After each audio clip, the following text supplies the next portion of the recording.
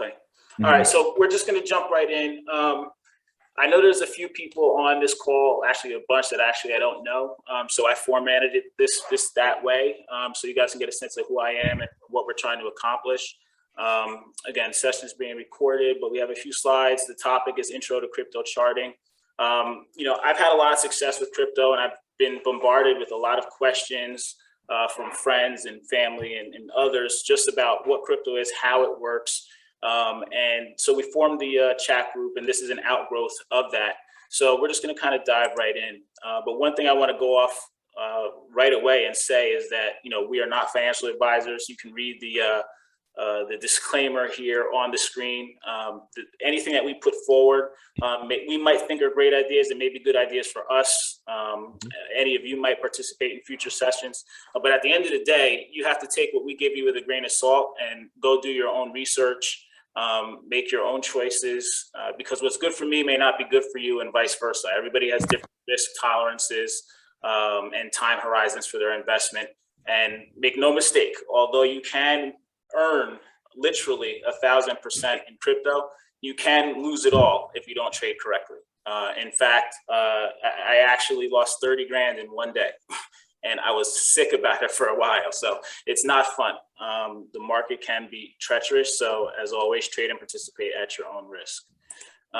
So my background, for those that don't know me, please mute your mics. If you're not speaking or active part of the presentation, just mute your mics so that we don't have interruptions. My background, straight and to the point, I have a bachelor's degree in business administration from Rider University, MBA, and a management concentration from Seton Hall. I have a JD in law from Mitchell Hamlin School of Law. I've continued to stay active in the blockchain space and to get more education. So I went and got the CBE, Certified Blockchain Expert certification from the Blockchain Council. They have a lot of interesting courses there if you're looking for more information. I'm also a licensed realtor and health and life insurance producer. So I've had a variety of different experiences. On the professional side, I'm retired law enforcement, former mayor of Orange. I run a security firm. I've also participated in national blockchain conferences and consulted for, blockchain companies or startup companies with a valuation of $3 million to help them get funding from actually larger companies that were in the space. This was one of the conferences I went to. I've been in the space for a while. I didn't just start getting on the bandwagon when it became popular. I've been in it since 2017. I was invited to speak out in Miami for a national conference, Crypto World Journal, Blockchain Nation. You might recognize some of the faces there that were participating. John McAfee, who started the Virus Scan program, Damon John from Shark Tank. So, been around a while, had some successes, but I'm still learning, as are all of you. Reasons we formed this group is to give others a source of community information on blockchain related investment opportunities, to give others a starting point to grow and expand their own knowledge base, to provide a forum where participants can learn from the successes and failures of others. I've had a few successes. I've been successful to the extent that back in 2017, when I was first exploring crypto, I was lucky enough to do some research and bet on XRP. XRP is the token that was put out by Ripple. Like I suggested to some of you offline, I started off with $50, $100, just, trying to figure out the space, learn it, get used to it. By September, October of 2017, I actually made a decision to put all of the money I had in crypto. I transferred all of my stocks, Facebook, sold it all, dumped it all in. And I rode XRP from about 15 cents all the way up to $3.50. That was a huge success. I was a millionaire at the time, and I was ecstatic. I remember folks were telling me, hey, a couple people said you should sell. I said, I'm never selling. It's going to the moon, right? We hear some of that with Shiba and some of the coins now. It's going to keep going up forever, except it didn't, right? And shortly thereafter, within a couple of weeks or so, it crashed, and a lot of that profit had disappeared. So was there a success? Yeah, to the extent that a lot of profit was made on the table. But what was the lesson learned? You got to take profit, and you can't be greedy, and you ultimately have to start exiting the market at some point. Now, as time went on, I made all that money back and then some, but it still was a long bear market. That was like 3 to 4 years. So that's something to bear in mind. Jason's another person who's been in this space for a long time and has been trading with me. So I wanted to give him a chance to just mention some of his successes and lessons learned, because a lot of us have been or are where many of you are now. Go ahead, Jay. Thank you, Eldridge. So my background in crypto, I got involved in, I guess, the latter part of 2017. Um, I was I was watching the space for about a year and a half prior, and at that time I wasn't sure which token to get involved in or put my money in. Um, at that time, the market started really heating up. Eldridge was in XRP, and and I essentially got in towards the latter part of the bull run. Um, Most of my purchases were based off of FOMO. So as you know, Eldridge, um, got in at a low entry point. My entry point was a lot higher than his. And for those And that don't then know, Jason, FOMO means fear of missing out. yes, and it's the worst thing you could possibly do when you're purchasing any investment, any crypto, any type of um, asset is when you're fear missing out, when you're FOMOing, when you're just buying based off of everybody else that everybody else is buying in the asset is going up exponentially, like rapidly. Um, so so 2017, I'm FOMOing in, uh, getting in, and then the early part of 2018, I lost 90% of my investment, which was tough. It was a tough pill to swallow at that time because I thought the market was just going to continue to go up. Lost 90% of my asset. What I didn't do was sell. So I didn't sell, which was probably the second best thing I could have done. Eldridge, on the other hand, continued to buy over, like you said, the course of the 3 years. He continued to average in his investment. I essentially didn't buy anything else. I didn't sell. I didn't buy anything else. And come to 2021, now good thing about it is the crypto that I was holding, it was in some good assets at that point, Bitcoin, Ethereum, and then the market started to go up. So from that time on to May, I've recuperated all my losses from 2017. I'm made back plus a lot of profit. And then the second best decision I did was in May, with the help of Eldridge. He really studies and tracks the market and charts. I don't do that, which I would love to learn more about. So May, he called me and he said, "Hey, I'm pulling out he was pulling out all of his money out of crypto." And he told me he was doing it. And this was at like probably 2:30 in the morning. He said he was selling everything. So when I saw his text, I sold everything also. Then the market the next day cratered, and that was in mid-May. And then from that point on, I bought back. I sold fairly high, bought back cheaper, and that's why I'm in the position I'm in today, which is good. So I'm here also just to listen and learn more about charts and trading and signals and stuff. Thanks, Jason. Those stories are important because, and I like to share both my failures. A lot of people out there doing YouTube videos will just tell you about the good stuff, but it's important to tell you about like the downside, so you understand the risk involved, and also that you can understand that those of us that are now successful in the space have been where you are. So that's critical. But also, as we go through this, and if we have future sessions, remember that what makes sense for one individual may not make sense for you. It's happened all the time that maybe one person is able to take on a risk because they don't have a family, a mortgage, kids, or college tuition, etc. Everybody's situation is different. So don't feel pressure to do something that someone else is doing, and always evaluate it from your personal standpoint. Let's see, moving on. I like this quote. This is a quote for the day. Give a man the fish and you'll feed him for a day. Teach a man to fish and you'll feed him for a lifetime. I like that quote because, again, a lot of times I get calls from folks and they want to know, what should I buy? When should I buy? Well, I can't really make that decision for you because it's unique based on each one of your individual circumstance. A purchase may make sense for me because I can afford maybe to take a 50% crash, buy more, and not touch the money for another year. Someone else may not be so situated. So I think you have to keep all those things in mind when you're looking at making entries. So I like this quote as it relates to crypto and trying to figure out what we're doing. So getting into the meat of today's topics, what I want to try to do is in line with that quote, is start to give people a framework upon which they can figure out how to start making entries into the market and where to start. A lot of people don't know where to start at all in terms of what coin to buy, where to get information. So what I want to do is to try to, I guess, shed some light on that. So I'm going to go first to coinmarketcap.com. That's a very good website. It's one of the few sites that have been around since, I actually entered the crypto space. Let me see here if I stop sharing and jump to a different screen. So for those of you that have never been here before, coinmarketcap.com, I highly recommend it as a site that you visit. It has a lot of great information here. There are literally thousands and thousands of coins in the crypto space. Everybody calls me and say, well, what about this coin? Have you heard about that coin? Have you heard about this coin? This is one of the first sites that I go to anytime I'm looking up a coin. Why? Because it gives me critical information.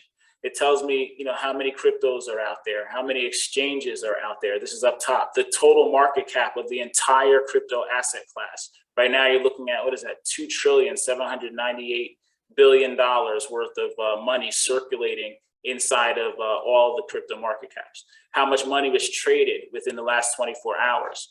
Okay, you can go across the top and you'll see that it gives you the Bitcoin dominance, right? How much of this market cap here is consumed by Bitcoin itself, how much is consumed by Ethereum.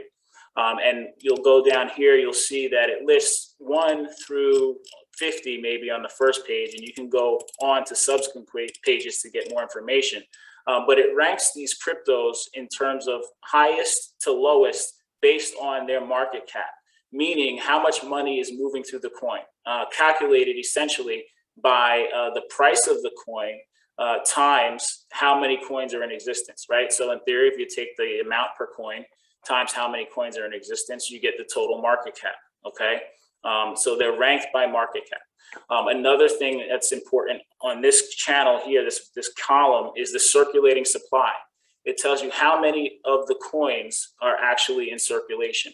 And depending on how you set this up, it can tell you also how many coins are permitted to be in circulation. So you can see Bitcoin, the max supply that can ever be created is 21 million coins.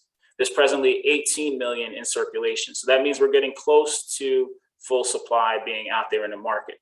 Why does that matter? Basic supply and demand. When we start thinking about people that can, how many more coins will actually come into circulation, that could reduce the value. One of the concerns that people have about XRP, which I am actually a strong advocate of, is that most of the coins are not in circulation. There's, what is that? 100,000 million, is that 100 billion coins that are minted. Ripple controls just about half of them. And there's always a concern that that will dump on the market and push the price down because of high supply. So these are just some things that you want to look at. These things move up and down all the time.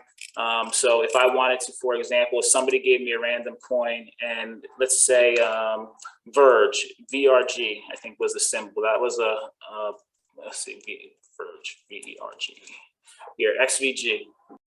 But just as an example, I put that coin in and it's telling me that it's ranked 156 out of whatever thousands of coins that there are.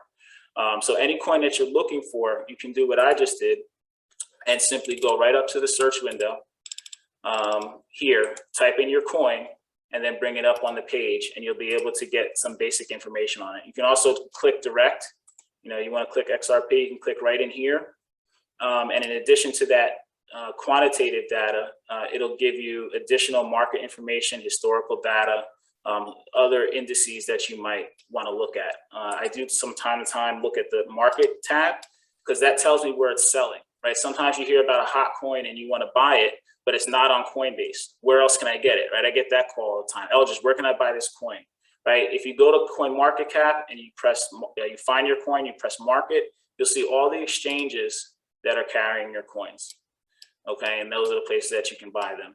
Binance US and Coinbase are the most solid exchanges that I've seen in the US. There's some other ones like Kraken, and there's a lot of other ones if you want to go out on the fringe. But use caution with the exchanges that you utilize and protect your passwords and stuff as always. But that's just a starting point. It's not so much for us to go into this website so much, but the main issue of charting, which is on TradingView. But I just wanted to bring this up because this is the best place to start when you're trying to figure out what coin you might want to be interested in. And just as a rule of thumb, until I really figured out what I was doing, I never really invested too far down this list, right? Because the further down you go, you'll notice that the market cap of the coin, the amount of money running through it, this column gets lower and lower and lower. And some of these coins may only have, 500 million, 600 million running through them. And the lower you get in market cap, the more at risk it is for volatility. And that can work in your favor if you get a large pump, but often what follows the pumps are the large dumps, right? So I just wanted to kind of bring that to your attention there. Any questions on this before we jump to the next site? Yeah, I didn't see where you was showing, for example, like let's say Bitcoin. Where can I find Bitcoin? Like the market, and I'm on Coin Market Cap right now. Okay. So I thought that was really dope. All right. So what you do is you just click. Bitcoin is right on the top, so you just click on Bitcoin itself. If you can still see the screen, and then it comes up. Right. And you see the word market right next to overview. And to the left or right? To the left or right? Overview. You click on that, and you go right in, and then it'll show you everything that's any exchange that you. Oh, right. Got it. Oh, okay. I never had clicked on the coin that you said. Got it. No okay. Thank you. Go ahead. That's dope. All right. So we'll come back to more questions, but in the interest of time, I'll jump right over to TradingView. Let me see. Let me open up a fresh page and go to TradingView. Okay. Jason, what do you see now? Main screen for TradingView. All right, the entry screen? Yes. Okay. All right. So if you go to tradingview.com, it's right here on the page, TradingView.com. You go to tradingview.com, what you're going to do is you'll click on see pricing. Okay, that's the first thing you're going to do, because once you click see pricing, it'll take you to this page.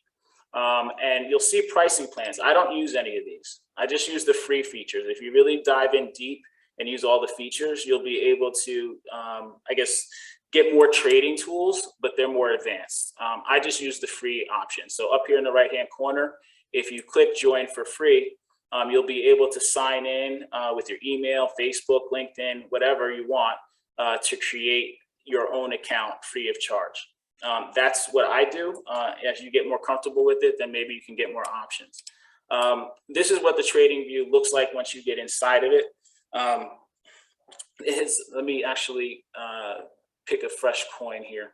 The way you add a coin, let's start here with a clean sheet. On the top, you would hit the plus sign, okay? And it would bring up a menu like this that says add symbol. You can pick whatever symbol you want. If I'm interested in Bitcoin, right, BTC, it's going to bring up, again, places that are selling Bitcoin. It gives you different trading pairs, different exchanges, any other coin that you like. Let's see if I bring up Litecoin. The abbreviation is LTC, I think. So then we get Litecoin for USD on Coinbase.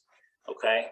So if I want to jump in there, I just click the plus, I add it to my profile, and then I would come over here and it's the last one down. I already have a lot of coins in here. They also have other stocks and such in the application. So you can see I'm always working on these things. I'm going to delete all of my drawings. Okay, so we have a clean sheet here. So some of the basics about TradingView, which is kind of why we're on the call, while we still have time here. One of the things you want to see, the coin or the trading pair that you're trading is right here in the top left corner. It's also down here on the right side. This is your price of the coin. Okay, that's important. So you want to know what you're looking at. You're looking at Litecoin, LTC, Litecoin against the US dollar.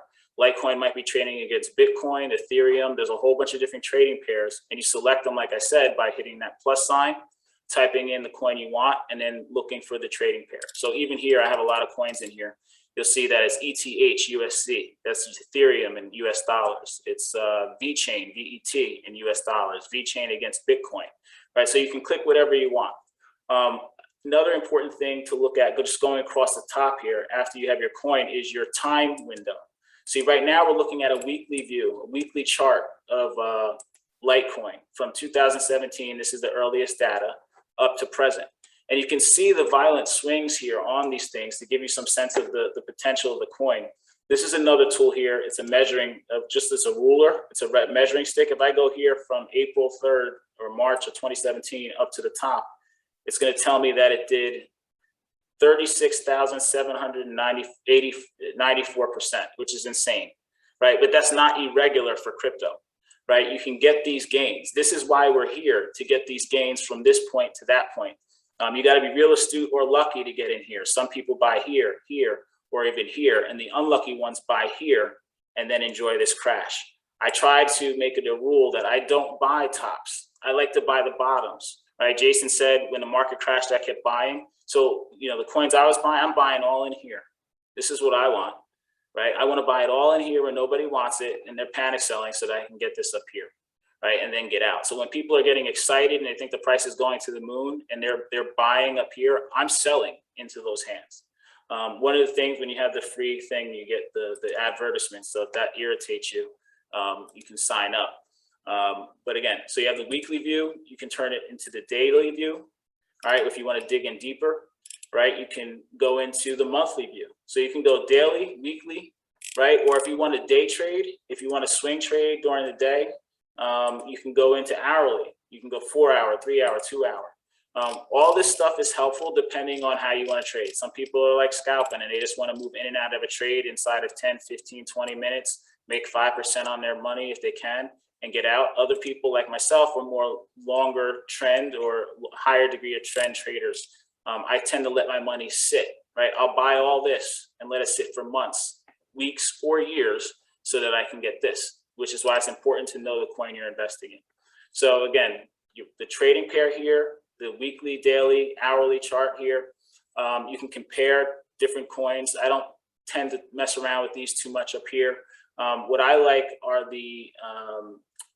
this feature over here on the left side. You'll see if you click any of these arrows, they bring up a variety of different functions, right? Whether you want to draw a trend line, a horizontal line, etc. If I wanted to draw a trend line just connecting these tops, some people do that to create triangles, to create patterns that people can break through. But as it relates to the main topic of support lines and resistance lines, I would use primarily the horizontal ray or the horizontal line, right? So I would just come here. This is just a simple example. I connected two tops here, right? Why does that matter? When there's a reason why prices stop where they are, right? So let me just go into a weekly view. People are like, is now a good time to buy? Well, that's a complicated question. Sometimes it depends on the larger cycle. I think that there's one more leg up in the market, one strong leg up, and then we'll maybe hit a bear market. But there's a reason why the prices stop where they do. And sometimes we can use Fibonacci pulls, but for the purposes of this conversation where we're looking at support lines and resistance lines, what I'll do is I'll look at where it stopped and I'll look left, right? And see if there's a reason why it stopped there, right? Is there activity? And if I can't see it at a particular level, then I'll go in deeper. So let's just come down here, right? So there was a decline here. The price was coming down and it stopped right here. Why did it do that, right? I want to look left, right? This coin has great price history, right? As you look left, you're going to see all the way back here in July of 19, the price stopped here, right? Price action stopped here. There was a crash right here. It stopped here, right? It stopped here. So what this is telling me is that there's buyers and sellers, or this is, in essence, this is a point of control or a price point of importance that I want to pay attention to. So if I'm looking for an entry on this coin, which is Litecoin, right, and I get the sense that this is going to crash over here or it's starting to fall, where would I want to put my buy orders, right? And that's a topic for another day as it relates to putting in computer orders or limit orders. But if I think this is crashing and I want to make an entry, where would I want to put it? Well, I'm going to look left and I'm going to say, well, where did the price stop before, right? I might put a buy order here, right? Or even more recently, as I look at the chart, and I see, let me here. And I see here, where's the top? Right here. There was a top right there. See, the price stopped here. The The price stopped here on the way down, right? And then if we change the view to the daily view, sometimes we get a little bit more clarity as well. So I went to the daily, you see there was a crash in here. The price stopped right here. So what happens is support becomes resistance, resistance becomes support. So what that in plain English means is oftentimes when the price is going up, it might hit this right here. See how it hit in May and June? It's hitting this price level and it can't break through, so it crashes and it falls back down here, right? And now this level is now support, right? It used to be a wall that they had to try to get through. They had trouble getting through it over here. It's now support. They're trying to get through it. They can't. See its resistance here. Let me zoom in on that a little bit for you. So as I've made it a little bit bigger, you can see that the coin is having trouble breaking through this price level because it's now resistance, okay? But if you come back down the other way, you know, depending on how you place the line, you can bring it up a little bit so it hits as many lines as possible. But you can see coming up in here section, this price level is resistance. It crashed, okay? Going up, let me close this out. We're running out of time here. But that's the general idea. So when it comes to support and resistance lines, you want to look at the charts and you want to see where the prices stopped and where they, on both ends, where they fell to and where they stopped rising. That's one of the things that I do to look at for entry points in terms of pricing. It's very simple. It just takes a little bit of time to figure out. Again, looking at the different views, but in a nutshell, that's what you want to do. You want to pick up your coin of choice. And then you want to start looking at where the price stop on either end, right? And then that's where I might put my buy orders. So if I were trading this coin now, or at some point here, we just had this spike here. If I didn't want to buy the high, because I don't buy tops, right? If I was trading Litecoin and I saw it shooting up and I refused to buy a top, I would have had an order sitting right here. Why? Because this is a support zone. There was a lot of price activity in here. So I would have put a buy order right there, hoping that it would have come down. Now, you never know exactly where it's going to stop. I might have put one here. I might have put one here. If it kept falling, maybe it still keeps falling. And then that would be where I would put my price points in terms of entries, just based solely on support and resistance. Now, there's many different ways to trade. One of the things I like to do is use a fib retracement. That's, again, a topic for another day. But I'll bring that down and I'll start looking for key levels or confluence. Where do these things, these lines line up to actually help me decide where I want to buy? I know we're running out of time on the call, so I want to show you one thing. Let me go here, clear this out, clear, remove drawings. And I'll go back to the monthly.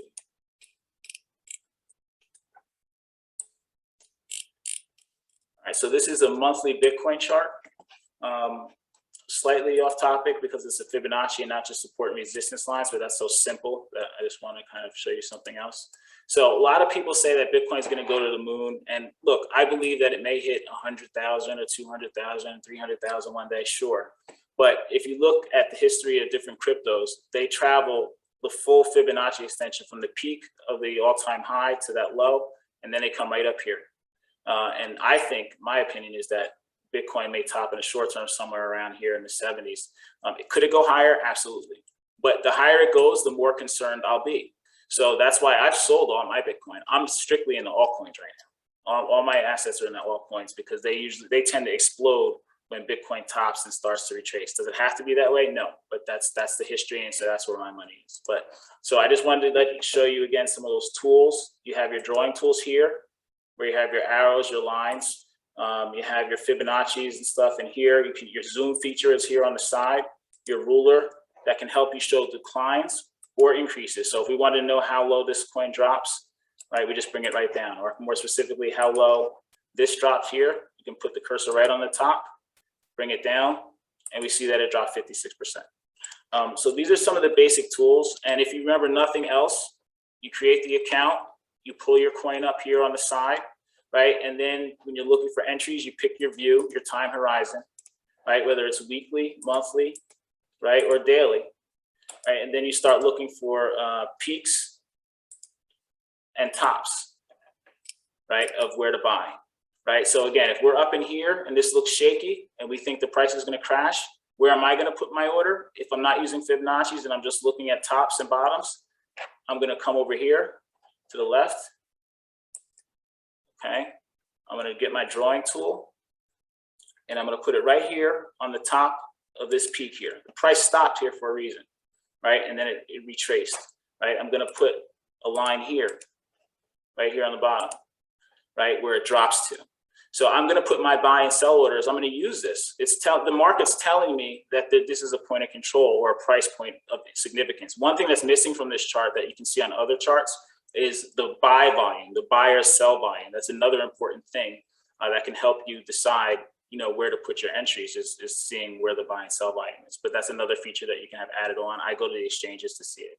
But if this hadn't happened yet right here, and I saw it falling and I saw this, my buy orders would have been perhaps here and here, right? Buying the red, catching that falling knife. That's my investment style. It's not for everybody, right? It could have fell down here, but I was willing to take that risk. I would buy these types of things here so that I can enjoy this. It's counterintuitive, but many people don't want Bitcoin when it crashes to 3,000, but they want it at 60, right? It's counterintuitive. But if you think about it, when you're at the mall or you're buying a car or clothes, whatever, you want a sale. You want it at a discount. That's what I want. I don't want it at a premium. I want it at a discount. So again, being redundant, but that's the main point of this call is support and resistance lines, right? On the way up, this becomes a resistance line, okay? If you finally break through it, right, it can become a support line, right? So the price action stopped here. Over here, it was resistance. Over here, it was support, right? So if I was playing the game the other way, right, I might have decided, hey, maybe I'll put a sell order here, right? Because it stopped here before, maybe it'll stop again. Or if I'm looking at Fibonacci's and stuff, I think it might go higher. Maybe I'll put my sell order up here, right? Looking at support and resistance, it's crashing. I'm going to buy here. Where am I going to put my sell order? Right here. So I can move in and out of the trade. Why? Because this is where the tops were before, right? That's just a simple way of how to use them. There's a lot of more information that we can go through, but again, I like to kind of get in and out of things and just give you little tidbits. Hopefully you found that helpful. Do you have any questions on any of that while we still have time? What is that? All right, the Fibonacci extensions is I guess the best way to say it is it's a mathematical drawing tool that can give you some ideas of where the coins are going. A lot of traders actually use them. And what I found is that there's a lot of algorithms in the market, meaning computers and people with big money that follow these things. So, but often, again, I'll look for confluence to see where is the range, right? Is there a top or a resistance line that's close to one of these Fibonacci lines? And you can draw them in both directions. It takes some getting used to on how to use them, but you can run them up to see how high the price could go. Or you can run them down to see how low it could go. Either direction. Let me show you XRP. As Jason said, I bought all of this in here, right? Paying attention to my tops, my support lines and resistance lines. You see this here. I started taking profits like right around in here, different parts, right? Maybe up in here, right? Paying attention to support lines. And then when the SEC news came out and crashed the price, I was 40% out of XRP before the price crashed. But again, Fibonacci's, people say, well, how far can XRP go? Well, let's see. Let's put a fib swing on it from the swing high here. Now this is called a wick, by the way. Just a couple of basics I want to point out. The red candles are sell candles. The green candles are buy candles. Okay, so the green candles represent buy action. The red candles represent sell action. And when you get a wick like this, a reaction up the top, I don't know if you can see it because I put this over. When you get this wick, that means it hit this price and it got pushed back down very fast, right? Conversely, if you see a wick down this end, right, it means it hit this price level and shot up very fast. Again, red means sell, green means buy, and it's important to kind of understand those basics as you look at these charts. So when you see other bloggers or YouTubers doing these charts, you have some kind of conceptual understanding of what they're